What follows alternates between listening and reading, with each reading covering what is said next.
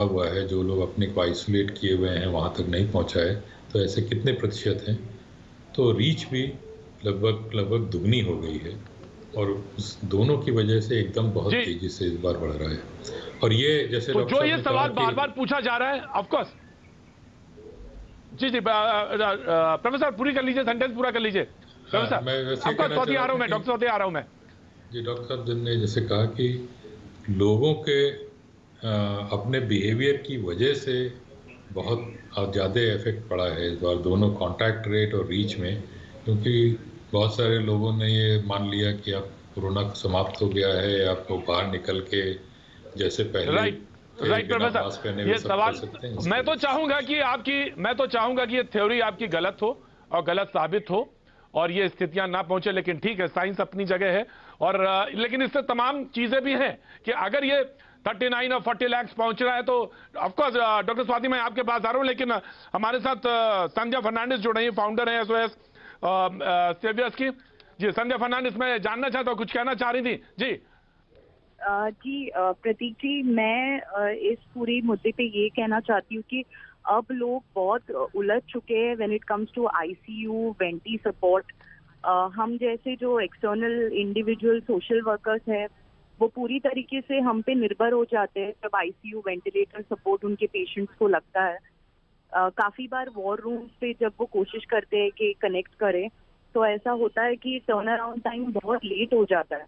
आप ये भी देख सकते हो कि अभी 30 से 35 साल के जो यंग पेशेंट्स हैं जो या तो जंप करते हैं टेस्ट या फिर उनको टेस्ट पॉजिटिव आता है बट ज्यादा कोई सिम्टम्स नहीं होता, वो घर पे रहते हैं और सडनली उनके सैचुरेशन डिप्स इतने ज्यादा हो जाती है कि फिर उनको बेड ढूंढना बहुत मुश्किल हो जाता है। एंड दीज पेशेंट्स ये सारे ही आईसीयू वेंटी स्टेज पे हम तक बहुत पहुंचते अच्छा हैं। सवाल है आपका संध्या, नो डाउट, बहुत अच्छा सवाल है। डॉक्टर सेठ इसका जवाब देंगे, लेकिन डॉक्टर स्वाति महेश्वरी कुछ कहना चाह रही थी। डॉक्टर स्वाति महेश्वरी, प्रोफेसर महेंद्र, जी स्वाति महेश्वरी, मैं डॉक्टर बहुत मनिंदर के बहुत छोटा प्रश्न पर सा कुछ कहना चाह रही थी स्वाति महेश्वरी। मैं बहुत छोटी सी बात यहाँ बोलना चाह रही हूँ प्रतीक जी की, खास तौर से जो ये हमारे मैथमेटिकल मॉडल्स हैं इनकी एक सबसे अच्छी बात ये होती है कि ये सरकार को आगाह करने के लिए है कि आने वाले वक्त में सूरतें राइट, यहाँ तक पहुँच सकती हैं, तो आप अभी से वो कदम उठा लीजिए जिससे कि हम वहां तक ना पहुंचे। आज आप सबसे ज्यादा जो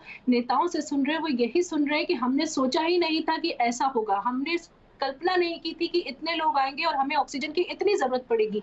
तो ये मैथमेटिकल मॉडल्स का असली मकसद जो है वो यही है, लोगों में पैनिक फैलाना नहीं है। इन मैथमेटिकल मॉडल्स का मकसद ये है कि सरकार को जो है एंटिसिपेट कराए कि आने वाले वक्त में आपको इतने बड़े लेवल पर अपनी तैयारियां रखनी होंगी क्योंकि ये मंजर सामने आ सकता है। तो आज से तैयारी करिए उस चीज के लिए, इसके बजाय कि हम बाद में बैठ करके सोचे कि इतना नुकसान हो गया और अब हमें समझ नहीं आ रहा कि हम इसको कैसे कंटेन करें।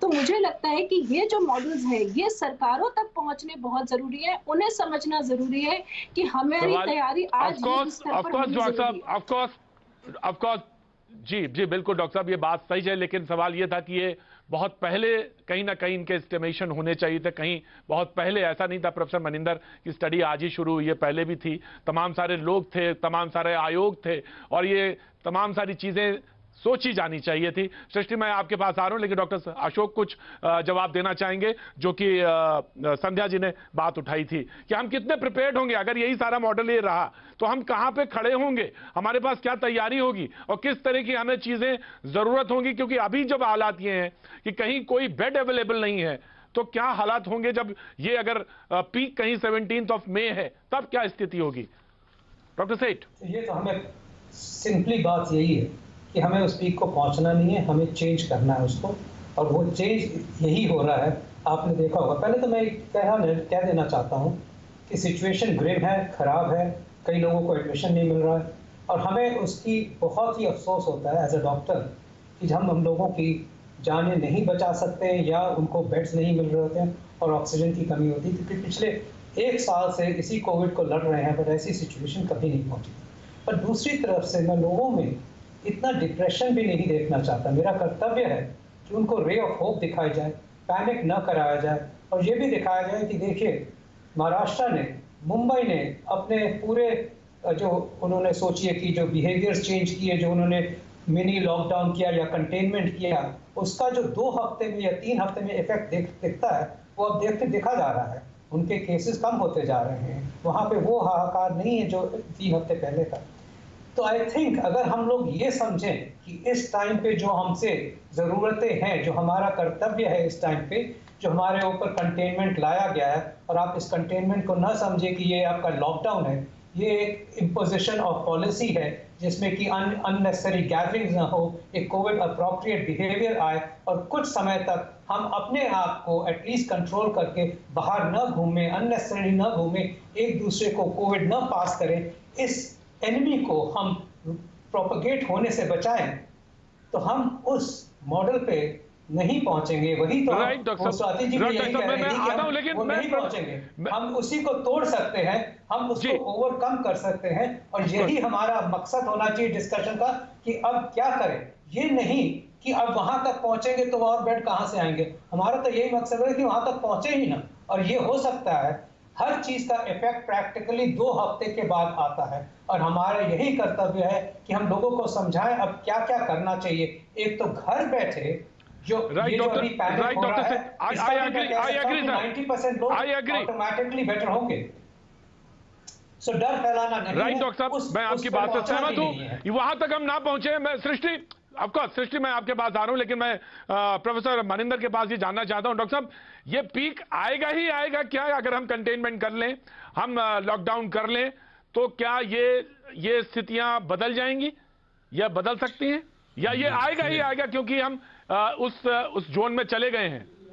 जी, अब तो मुझे नहीं लगता लॉकडाउन का बहुत कोई अधिक फायदा होने वाला है। अच्छा, यहाँ एक बात ध्यान में रखने की जरूरी है कि हम इंडिया के पीक की बात जब करते हैं तो वो उसका शायद उतना महत्व नहीं है जितना कि डिस्ट्रिक्ट लेवल पे जब हम बात करते हैं, क्योंकि मेडिकल फैसिलिटी और सब चीज़ों जो है डिस्ट्रिक्ट लेवल पे ही होती हैं। तो किस डिस्ट्रिक्ट पे पीक कब आ रहा है और वहाँ पे उसकी क्षमता कितनी है पेशेंट्स को हैंडल करने की, वो बहुत क्रिटिकल है। इस समय अधिकतर जगह मुझे लगता है कि लॉकडाउन का फ़ायदा नहीं होने वाला है, क्योंकि वो हम इस स्तर पे पहुँच चुके हैं। जैसे अभी एक एक्सपर्ट ने बताया कि कुछ भी एक्शन हम लेंगे उसका 10 दिन बाद ही इफेक्ट आएगा, और तब तक पीक आके निकल चुका होगा। तो आवश्यक ये इधर है। राइट डॉक्टर साहब, यही बात था। दरअसल ये बहुत इंपॉर्टेंट पॉइंट है, वेरी इंपॉर्टेंट पॉइंट। ये बहुत इंपॉर्टेंट पॉइंट है जिसकी तरफ डॉक्टर स्वाति भी कह रही थी कि इन मैथमेटिकल कैलकुलेशंस का